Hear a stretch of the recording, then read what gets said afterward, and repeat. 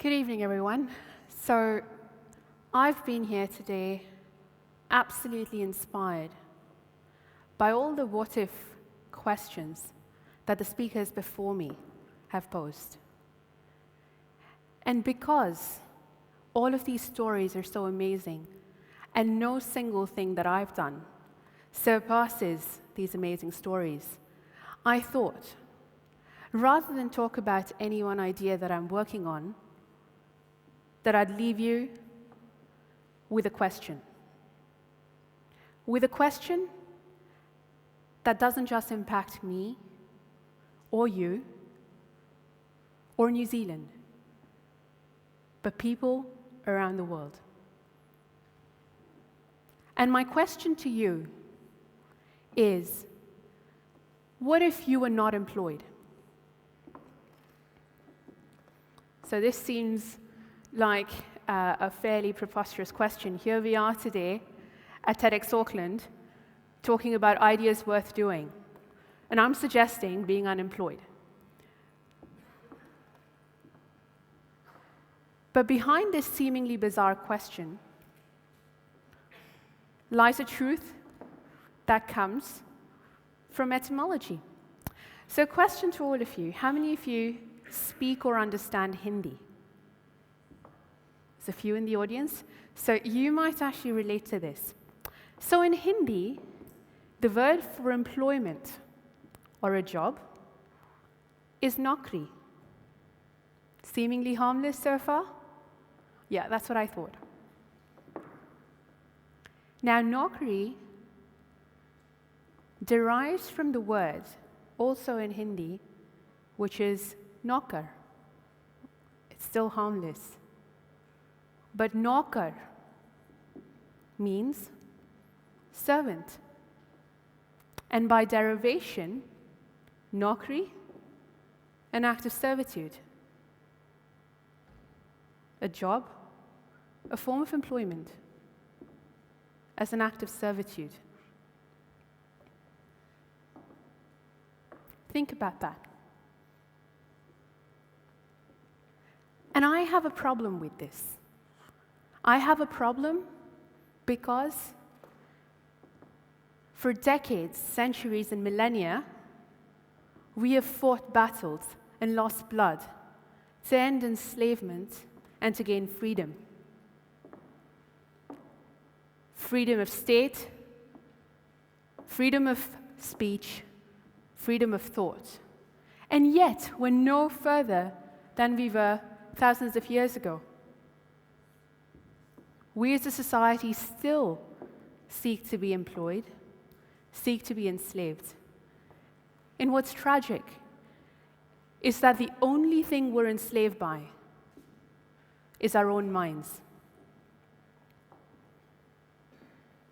And so in this time of a financial crisis and a global recession, when people around the world are worried about the problem of unemployment, I here stand before you and say I have a problem with people being employed. So now what? We just quit our jobs? Just not turn up to work tomorrow? That doesn't sound so bad. But no, do we really want to take a laissez-faire approach? Absolutely not. And that's not what I'm suggesting at all. Far from it. What I'm suggesting is that for generations, we have been chasing the wrong goal. We have been asking the wrong question. If you think about it, what do we ask ourselves each morning? Am I employed? What I'm saying is that's the question we shouldn't ask. And the question that we should is, am I empowered? This was a question I asked myself 10 years ago. And it wasn't something that I was born with. In fact, that's very far from the truth. I stand before you, a New Zealander. I was born in India, in Srinagar, into a family of very well-employed people. Doctors, engineers, scientists, musicians. I grew up in the Middle East in Oman, moved to New Zealand at 16 to go to university because I had a perfect employment plan. I wanted to be a professor of neuroscience at some Ivy League school, and I was going to do everything to keep on that track. So I enrolled in a PhD program, which was a fantastic experience. It was great. I happened to discover a gene for brain repair, which was, again, well on track with being employed. I was getting all the check marks.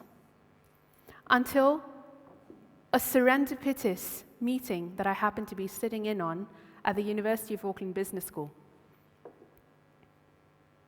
And there were a group of people talking about changing the future of New Zealand. They were talking about how New Zealand had slipped from 3 to 30 in the last 30 years. They were talking about taking good Kiwi ideas and turning them into world-class businesses. And I thought this was gibberish. Well, one, because I didn't understand what the OECD meant. To me, anyone involved with business was a loser, and I've said this several times before. And I was the dark side. It definitely did not fit in with my employment plan. And yet, I stayed, and I listened. I listened because that day I encountered, for the first time in any serious manner, the concept of empowerment. Empowerment of youth, empowerment of Kiwi entrepreneurs, empowerment of New Zealand.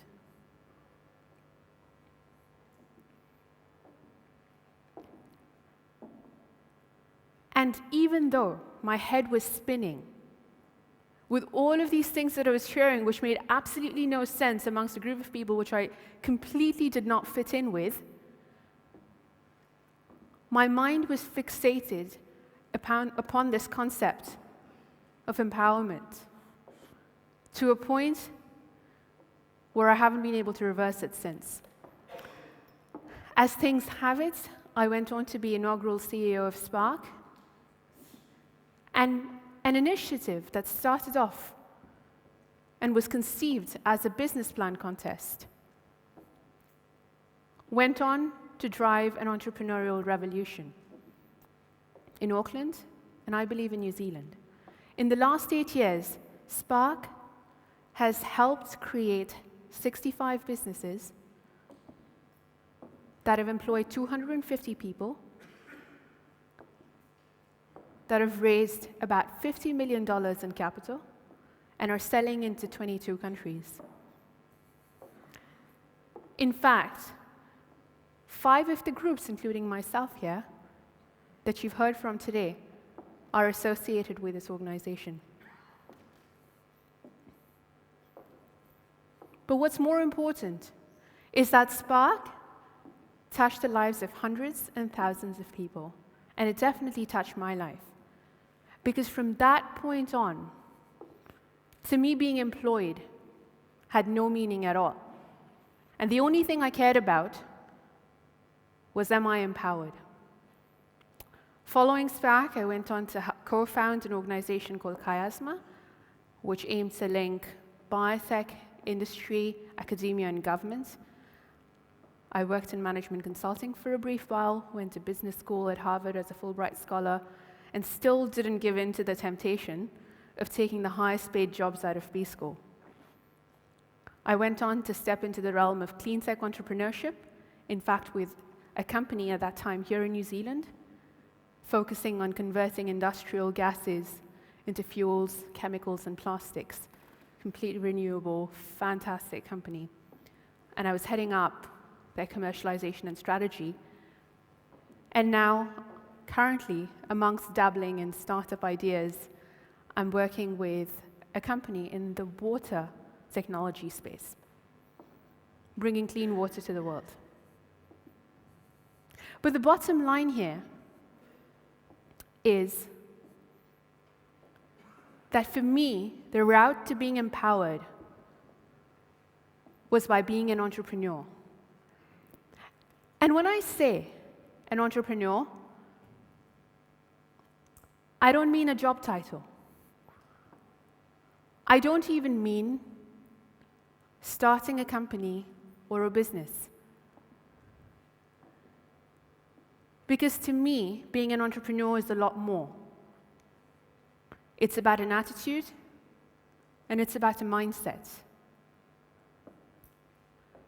To think creatively and innovatively, to do proactively. And not just in startups. Anywhere you are, whatever you're doing. Corporates, government, arts, sciences. Every single day, we can make the choice to be an entrepreneur. Now, when there's nature, as we know, there is nurture. So in order to be truly empowered, in addition to having an entrepreneurial mindset, you need to have an entrepreneurial ecosystem.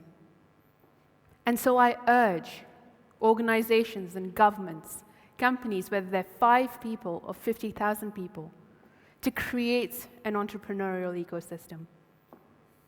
To stop thinking about people they employ, but start thinking about people they empower. And I urge you to look for entrepreneurial ecosystems and to look to be empowered. I also urge you to dream. We always hear about New Zealand being a small country. It's a small country with a small population of 4 million people. But the one thing that no Census Bureau can measure is the size of your dreams. So dream big, and then dream bigger. And when you've dreamt, you have the power of ideas. We all know ideas are powerful. And the only thing greater than the power of ideas is the power of action. So go out there and act on your dreams, on your ideas. And when you've done that, you'll hear this: try, try, try again until you succeed. Now, I think this is a great saying, but I think there's a very serious message that's lost in here. A very serious, important message, and it's unfortunate that we don't scream it out more often. And that message is,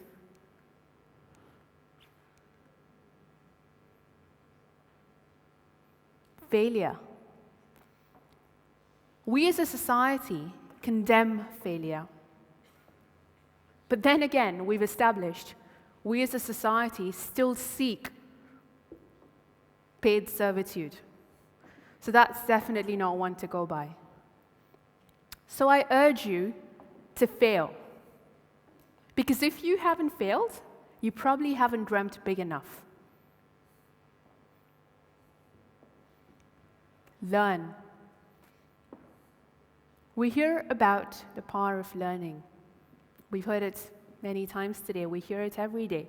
The power of learning new things, the power of learning from aspirational role models.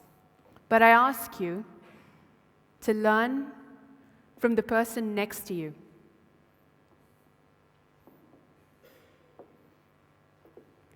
Each person in this room, each person around us has a story.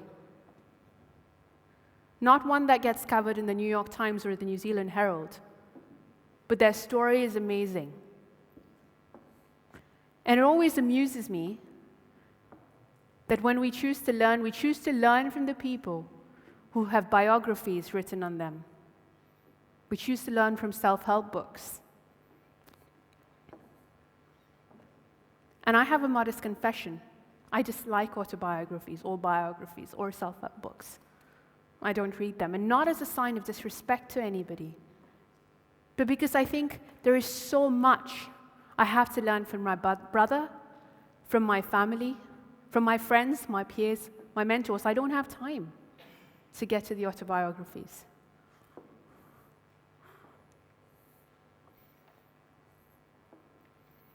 And speaking about mentors, I'd like you to leave with one thing that I learned, which was very precious to me, that I learned from my mentor, Jeff Witcher, one of the people who conceived of Spark.